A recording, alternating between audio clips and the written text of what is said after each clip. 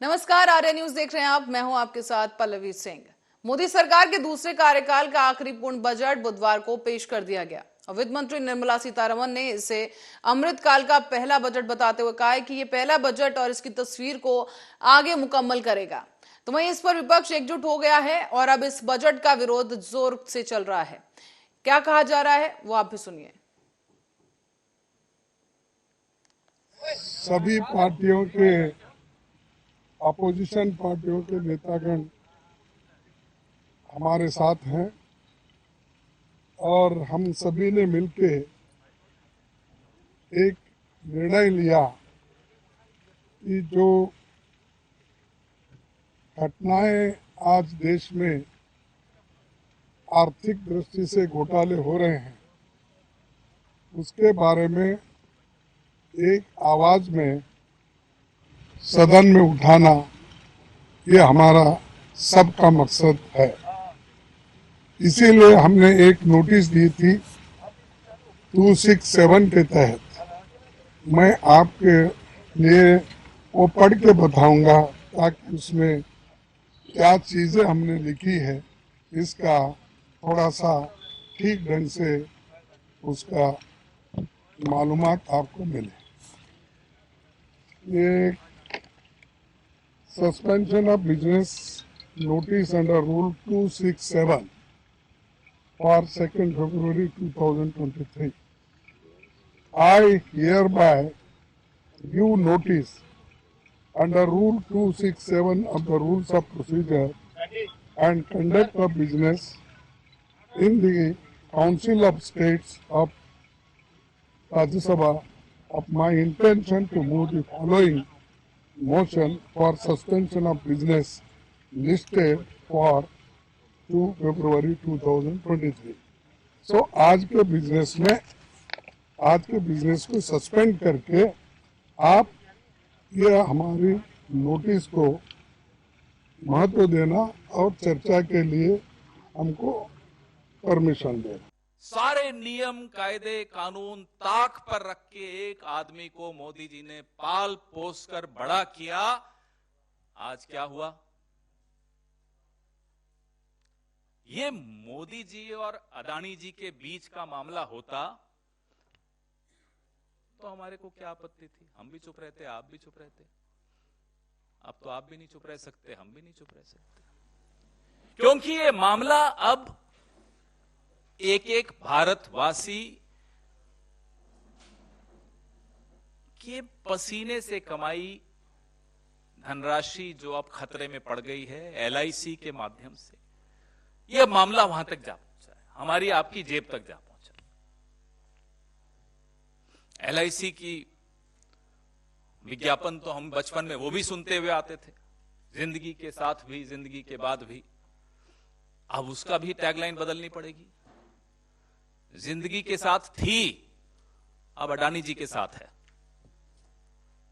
ये एलआईसी की हालत। और पीएम प्राइम मेंटोर, अडानी जी के प्राइम मेंटोर हैं प्रधानमंत्री जी। चुप, एकदम चुप, एक शब्द नहीं सुनाई देगा आपको प्रधानमंत्री के मुंह से।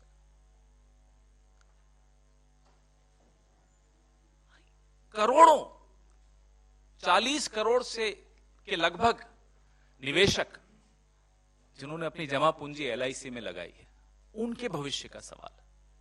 और एलआईसी में जो अडानी एंटरप्राइजेज हैं, 1% से बढ़ाकर एलआईसी ने 4.23% अपना निवेश कर दिया उसमें। किसके इशारे पे किया? क्यों किया? अडानी टोटल गैस में 1% से बढ़ाकर 5.96 लगभग 6% कर दिया। दुल्हन वही जो पिया मन भावे, कहीं से तो इशारा हुआ होगा। अडानी ट्रांसमिशन में एलआईसी ने 2.42 से बढ़ाकर 3.65% निवेश किया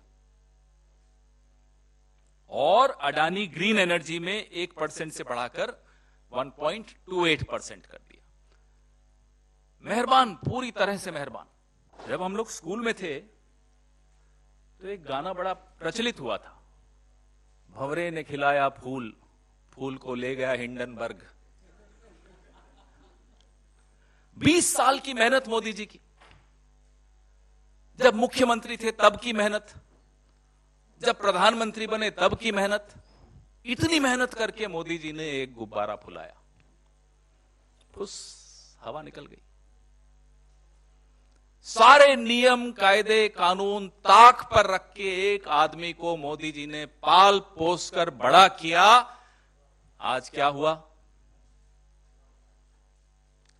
ये मोदी जी और अडानी जी के बीच का मामला होता तो हमारे को क्या आपत्ति थी? हम भी चुप रहते, आप भी चुप रहते। अब तो आप भी नहीं चुप रह सकते, हम भी नहीं चुप रह सकते, क्योंकि ये मामला अब एक एक भारतवासी के पसीने से कमाई धनराशि जो अब खतरे में पड़ गई है एलआईसी के माध्यम से, यह मामला वहां तक जा पहुंचा है, हमारी आपकी जेब तक जा पहुंचा। एलआईसी की विज्ञापन तो हम बचपन में वो भी सुनते हुए आते थे, जिंदगी के साथ भी जिंदगी के बाद भी। अब उसका भी टैगलाइन बदलनी पड़ेगी। जिंदगी के साथ थी, अब अडानी जी के साथ है। ये एलआईसी की हालत। और पीएम प्राइम मेंटोर, अडानी जी के प्राइम मेंटोर हैं प्रधानमंत्री जी। चुप, एकदम चुप, एक शब्द नहीं सुनाई देगा आपको प्रधानमंत्री के। खबर अब कन्नौज से है, जहां स्वामी प्रसाद मौर्य के समर्थन में मौन जुलूस निकाला गया है। पिछड़ों और अनुसूचित समाज ने ये जुलूस निकाला है और राष्ट्रपति के नाम संबोधित एक ज्ञापन भी सौंप दिया गया। दरअसल कुछ दिन पहले रामचरितमानस की चौपाइयों पर स्वामी प्रसाद मौर्य ने आपत्ति जताई थी और इन चौपाइयों को हटाने की मांग की गई थी।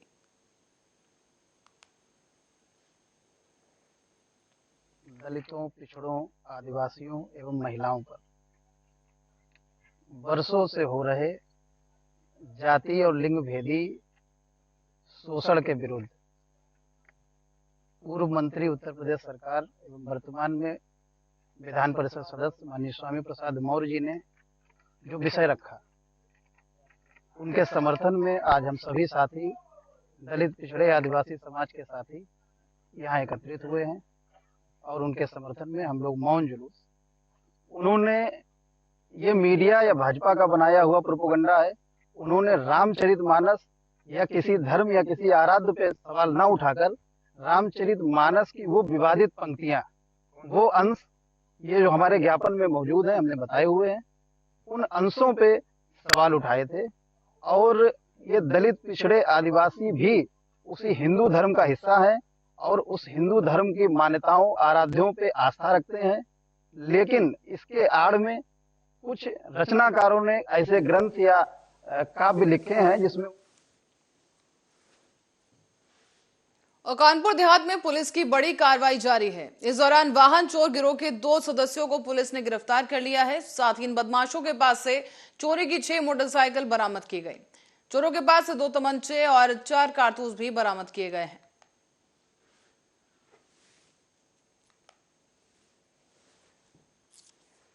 एक अंकित पुत्र बलवंत सिंह और शिवनायक गुप्ता पुत्र संजय गुप्ता, एक ये कानपुर नगर घाटमपुर के एक निवासी है और दूसरा कानपुर देहात के। दोनों को हमने मतलब विवेचना के क्रम में गिरफ्तार किया है। इनको खास मुखबिर की सूचना पर ये सिया पैलेस के आगे से मतलब गजनेर से इनको गिरफ्तार किया है। इनसे मौके से जो इन्हीं के यहाँ से ये जो चोरी की जो बाइक है वो भी पकड़ी गई। उसके बाद पूछताछ के दौरान इनसे और भी 5 जो मोटर बाइक है वो चोरी किए गए मोटर बाइक उसको हमने बरामद कर लिया। उसके अलावा इनके यहाँ से 2 अवैध तमंचा 315 बोर के और 4 जिंदा कारतूस भी बरामद हुए। और खबर अब रायबरेली से है, जहां जिलाधिकारी माला श्रीवास्तव ने 23.5 लाख की स्टैंप चोरी पकड़ी है। 3 अलग बैनामों में 23,52,960 रुपए की स्टैंप चोरी की गई थी। दरअसल जिलाधिकारी न्यायालय में विचाराधीन स्टैंप वादों का स्थलीय निरीक्षण करने पहुंची। इस बीच 3 लेख पत्रों में प्रचलित स्टैंप वादों में की गई जांच में कुल 23,52,960 रुपए की कमी स्टैंप शुल्क और निबंध शुल्क में पाई गई। कोर्ट केस केसेस और कुछ अन्य कोर्ट केसेस के स्थलीय निरीक्षण हमने किए हैं ताकि उन वादों के संबंध में पूरी वस्तुस्थिति मौके के अनुसार और वहाँ पे संबंधित पक्षकारों के और आसपास के लोगों की स्थिति के अनुसार स्पष्ट हो सके और इससे ये है कि वादों का निस्तारण भी जल्दी हो जाए और सही तरीके से हो जाए। जिसको न्याय मिलना है वो मिले। स्टैम्प अपवंचन जिन केसेस में है उसमें स्टैम्प ड्यूटी पे हो जाए और सरकार का जो रेवेन्यू का सोर्स है वो सुरक्षित। और डिंडौरी जिले में सड़कों की मरम्मत के नाम पर लोक निर्माण विभाग के अफसर और ठेकेदार सरकार की आंखों में धूल झोंक कर जमकर भ्रष्टाचार कर रहे हैं। ताजा मामला है बजाग विकासखंड के वनांचल का, जहां पर जालदा बौना मार्ग पे ये भ्रष्टाचार देखने को मिला है। एक महीने पहले ही सड़क की मरम्मत के नाम पर लोक निर्माण विभाग ने ठेकेदार को करीब 45 लाख रुपए का भुगतान किया, लेकिन सड़क मरम्मत के नाम पर इस ठेकेदार ने पुरानी सड़क के ऊपर जो गिट्टी की पतली परत होती है उसे बिछा दिया। पूरी तरीके से ये परत अब उखड़ चुकी है। सड़क की मरम्मत में गुणवत्ता का कितना ख्याल रखा गया, इसका अंदाजा इसी बात से लगाया जा सकता है कि हाथ लगाने के मात्र से ही सड़क को उखाड़ा जा सकता है। स्थानीय जनप्रतिनिधि तो इस बात पर अभी भी अचंभित हो रहे हैं कि जब सड़क की हालत सालों से खराब थी तब लोक निर्माण विभाग के द्वारा मरम्मत नहीं कराई गई, और जब सरकार ने इस मार्ग को प्रधानमंत्री ग्रामीण सड़क योजना के तहत बनाने की स्वीकृति दे दी तब मरम्मत के नाम पर लाखों रुपए खर्च क्यों किए जा रहे हैं।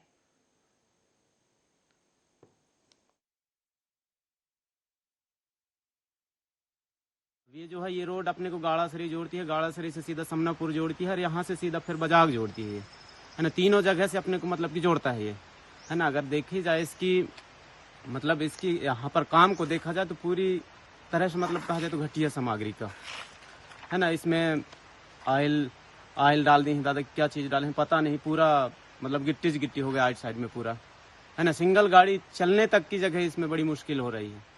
अब अगर 4 व्हीलर अगर गाड़ी चले और साइड में मोटरसाइकिल वाले चलें तो बड़ी मुश्किल होती है उसमें कि हम किस साइड से चलें और किस उसमें से अपन बच के निकलें, है ना। तो उसमें एक्सीडेंट होने की सबसे ये गाड़ासराई से बोना रोड है जो झंझरी से जल्दा बोना की ओर जाती है। इसमें पीडब्ल्यूडी के द्वारा 45 लाख रुपए का आहरण कर लिया गया है। 4 किलोमीटर लगभग रोड रिपेयरिंग ठेकेदार के द्वारा कराई गई और 5 किलोमीटर का पैसा निकाल के 45 लाख रुपए का पूरा भुगतान ठेकेदार के साथ मिलकर पीडब्ल्यूडी विभाग ने आहरण कर लिया। और गजब की बात यह है, ये काम सारा कांड तब हुआ है जब ये रोड नई बनने के लिए 2.5 करोड़ की लागत से स्वीकृत हो गई है।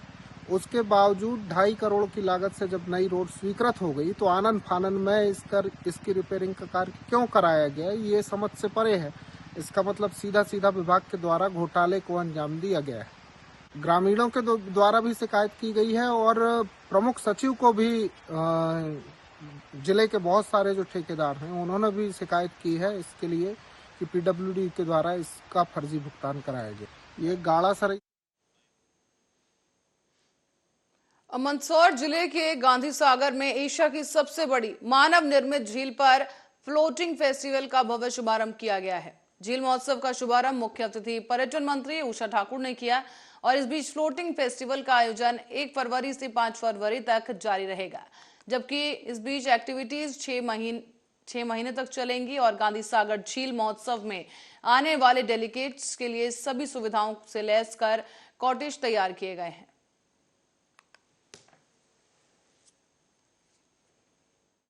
आज गांधी सागर में फ्लोटिंग फेस्टिवल के कार्यक्रम के तहत हमारे मध्य प्रदेश के पर्यटन मंत्री सुश्री उषा जी ठाकुर यहाँ पर इस कार्यक्रम का उद्घाटन सत्र में आ रही हैं। और जिस प्रकार से एशिया की सबसे बड़ी मानव निर्मित झील गांधी सागर में है, जो मंदसौर जिलों का एक खिताब हासिल है, और मैं मध्य प्रदेश के और सभी जिले के युवाओं से, साथियों से, पर्यटकों से आग्रह करना चाहूँगा कि जिस प्रकार से गांधी सागर एक बहुत ही अच्छा वन अभ्यारण्य क्षेत्र है, यहाँ पर बहुत अच्छी संभावना है, यहाँ पर घूमने के अच्छे स्थल हैं। हिंगलाज माँ का गढ़ है, हिंगलाज रिसोर्ट है, बोटिंग का काम यहाँ पर होता है। आप सभी से आग्रह है कि जिस प्रकार से यहाँ पर एक अच्छा माहौल, जिस प्रकार से इस कंपनी के माध्यम से 3 महीने तक ये फेस्टिवल चलने वाला है, सभी से आग्रह है कि यहाँ पर आएँ, एक बार यहाँ पर देखें, यहाँ पर घूमें। और यहाँ पर देखिए, यहाँ पर सुरक्षा की टोटल व्यवस्था की गई है। मैं श्रीमान पुलिस अधीक्षक महोदय और अतिरिक्त पुलिस अधीक्षक महोदय के मार्गदर्शन में करीब 60 लोगों का फोर्स यहाँ पर डिप्लॉय किया गया है।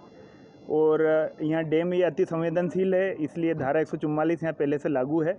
और इसीलिए डैम में भी सारे सीसीटीवी कैमरे फुटेज हमारी नज़र में है और यहाँ लगभग 47 सीसीटीवी कैमरेज हैं जिनका एक्सेस हमने भी लिया हुआ है और एक कंट्रोल रूम यहाँ पर बनाया गया है। बाहर से आने वाले पर्यटकों के लिए पूरा कोऑपरेशन और पुलिस का पूरा सहयोग और कोऑर्डिनेशन बना हुआ है ताकि ये गांधी सागर मध्य प्रदेश के ही नहीं भारत के भी नक्शे में एक बड़ा पर्यटन का क्षेत्र बनकर उभरे।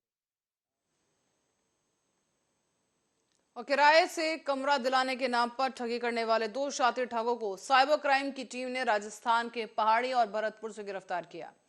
आरोपियों ने social media platform Facebook, Instagram, Google और बाकी अलग अलग साइटों पर मकान किराए पर देने का विज्ञापन दिया और पुलिस ने यह बताया है कि ठग लोगों से एडवांस राशि के नाम पर अलग अलग किश्तों में पैसे डलवा लेते थे।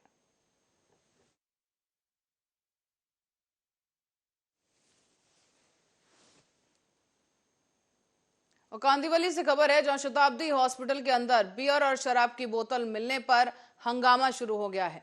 मुंबई के उपनगर में कांदिवली के डॉक्टर बाबा साहेब अंबेडकर शताब्दी अस्पताल के अंदर शराब और बियर की बोतलें मिलने पर आरपीआई के कार्यकर्ताओं ने जमकर हंगामा किया।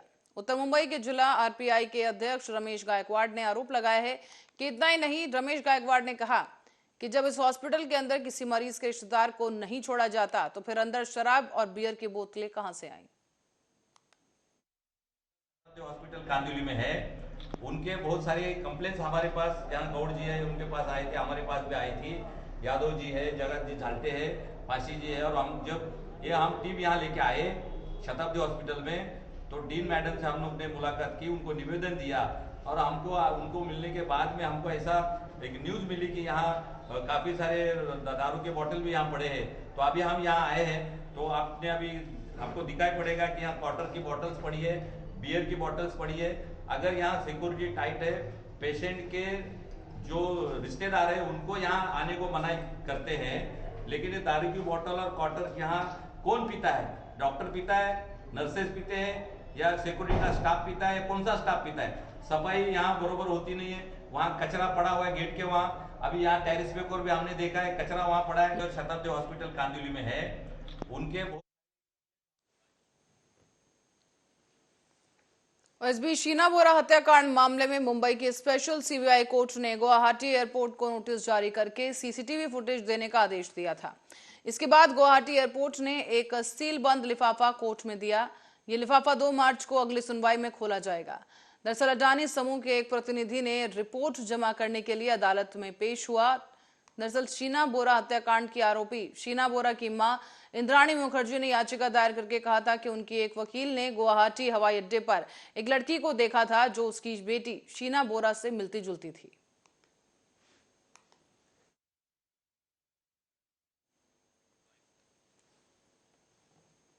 अब रुक करेंगे पालघर का, जहां जिले की वालिव पुलिस ने हत्या के एक मामले का खुलासा करते हुए हत्या के आरोप में मृतक की जो पत्नी है और सुपारी लेकर हत्या करने वाले पति पत्नी को गिरफ्तार कर लिया है। पुलिस की माने तो मृत की पत्नी ने अपने पति की हत्या करने के लिए अपने बगल में रहने वाले पड़ोसी को 1 लाख की सुपारी दी थी और वाली पुलिस ने अब इस हत्या के मामले को सुलझाने के लिए 5 टीम गठित की, जिसने 48 घंटे के अंदर ही इस हत्या के मामले को सुलझाते हुए 3 आरोपियों को गिरफ्तार किया है। 27 तारीख को वालिव पुलिस स्टेशन के हाथ में नायगांव रिक्शा स्टैंड के ब्रिज के नीचे एक unidentified dead body police station वालों को मिली थी। उस पर से उन्होंने 15/23 से एडी दाखिल किया था। जिस एडी में जो अनआइडेंटिफाइड डेड बॉडी थी उसका पोस्टमार्टम के लिए भेजा गया था। पोस्टमार्टम में रिपोर्ट में हमें पता चला कि उसके सर में और गले पे वार के निशान है, जिस पर से उसका खून किया गया है ऐसा पता चलने के बाद में तीसरी जो इसमें एक्यूज्ड है, जो उसकी जो मयत है, उसकी वाइफ आशिया अंसारी, इसको भी हमने अरेस्ट किया है। वालिव पुलिस स्टेशन ने अरेस्ट किया है। इसी तहत हमने इस गुने में जो 3 आरोपी थे, इन तीनों को हमने गिरफ्तार किया है और आगे की तफ्तीश जारी है। मिसिंग हमको 27 तारीख को हमको ये डेड बॉडी मिली थी। 27 तारीख के बाद में हमने इसका पीएम करने के बाद में ऑफेंस रजिस्टर किया और आज हमने इसका मतलब कल ही हमने और कहते हैं कि एक तरफा प्यार इंसान को कुछ भी करने को मजबूर कर देता है। कुछ ऐसा ही वाकया हुआ है महाराष्ट्र के जलगांव में। यहाँ पर एक महिला मित्र की किसी और पुरुष से नजदीकी एक युवक को इतनी नागवार गुजरी कि युवक ने क्लासरूम के पंखे से फंदा लगाकर आत्महत्या कर ली है। और सुसाइड नोट पर लिखा है कि मेरी महिला मित्र मुझसे बात किए बिना दूसरे लड़के से बात करती है, इसीलिए मैं आत्महत्या कर रहा हूं। इसके बाद से पूरे कॉलेज में हड़कंप मच गया है। दोनला बीकॉमचा पेपर होता। तो पेपर सुरू होण्यापूर्वी परीक्षेला जे नंबर्स वगैरे टाकावे लागतात ते टाकण्यासाठी आमचा चपराशी रूम्सला गेला। सदर हॉलमध्ये त्याने दरवाजा हे केला तर दरवाजा आतून बंद होता। मग त्याने खिडकी उघडली तर त्याला सदर विद्यार्थी हा गळफास घेऊन लटकलेला दिसला। त्यांनी इतर स्टाफला बोलवलं, मला आवाज दिला, मी केबिनला जेवण करत होतो।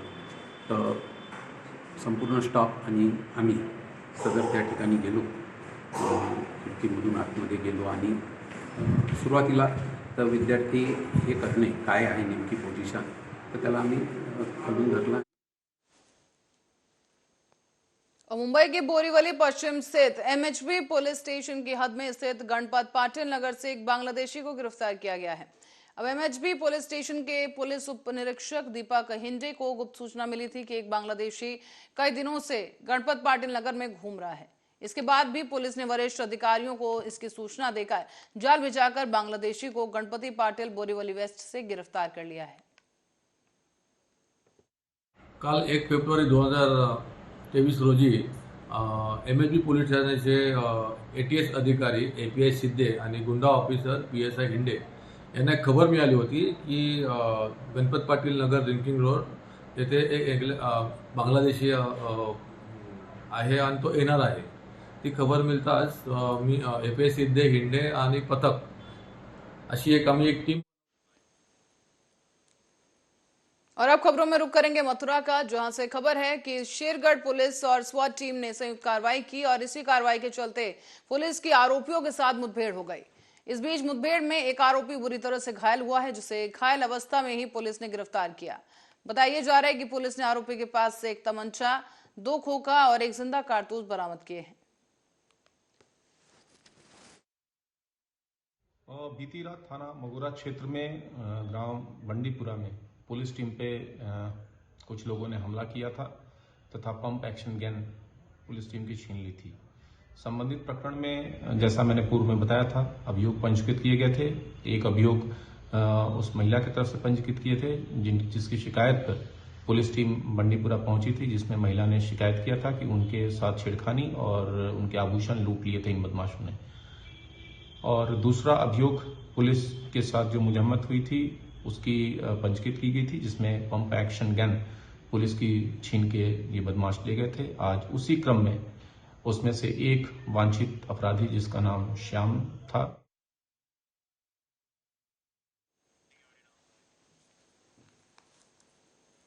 और अंबिकापुर में महिला से मोबाइल और पर्स की लूटपाट के मामले में पुलिस ने 3 आरोपियों को गिरफ्तार किया है।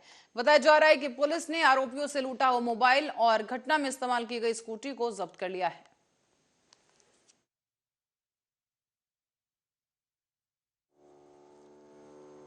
और अयोध्या में राम जन्मभूमि को बम से उड़ाने की धमकी मिली है। राम जन्मभूमि पर भव्य राम मंदिर का काम तेजी के साथ चल रहा है और इस बीच मंदिर पर देश और दुनिया की निगाहें टिकी हुई हैं। लेकिन इस बीच राम जन्मभूमि को लेकर धमकी भरा फोन कॉल आया है, जिससे खलबली मच गई। बताया जा रहा है कि राम जन्मभूमि के येलो जोन क्षेत्र में स्थित रामलला सदन में निवास कर रहे मनोज कुमार के मोबाइल पर यह धमकी भरा फोन कॉल आया। हालांकि फोन किसने किया, अभी तक इसकी जानकारी नहीं मिल सकी है। अज्ञात शख्स ने रामलला के सदन में निवास कर रहे मनोज कुमार, जो कि गुरुवार की सुबह करीब 5:30 बजे उन्हें फोन पर धमकी आई कि राम जन्मभूमि को उड़ा दिया जाएगा। इस धमकी के बाद मनोज कुमार ने फौरन ही पुलिस को सूचित किया, जिसके बाद राम जन्मभूमि में प्रभारी ने प्राथमिकी दर्ज कराई और पुलिस जांच में जुट गई है। जिस मनोज कुमार को धमकी भरा ये फोन कॉल आया है, वो अभी कुछ समय के लिए प्रयागराज में पहुंचे थे। इस बीच उनके पास ये धमकी भरा फोन कॉल आया और अब पुलिस इस पूरे मामले की जांच पड़ताल कर रही है। यह प्रकरण थाना राम जन्मभूमि जनपद अयोध्या का है। रामलला सदन के मनोज कुमार, जो वर्तमान में इलाहाबाद में कल्पवास कर रहे हैं, सुबह लगभग 5 बजे उनके मोबाइल पर एक कॉल आई और ये कहा गया कि मैं दिल्ली से बोल रहा हूँ, आज 10 बजे तक राम जन्मभूमि को उड़ा देंगे। ये सूचना जैसे ही थानाध्यक्ष को प्राप्त हुई, तत्काल इस संबंध में मुकदमा पंजीकृत किया गया। टीम लगाई गई है, उस व्यक्ति की तलाश में हमारी टीम रवाना है।